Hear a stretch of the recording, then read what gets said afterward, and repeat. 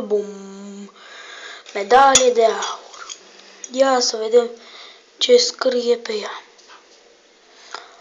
Așa. Așa. Funcția de evaluare în educație. Matematică. Locul întâi.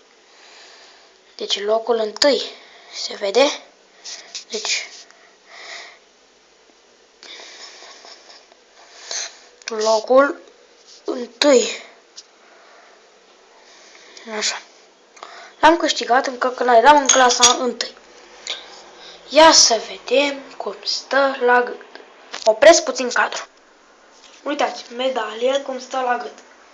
Așa trebuie să stea mare, cel mai mare la matematică. Cel mai mare și mai bun la matematică.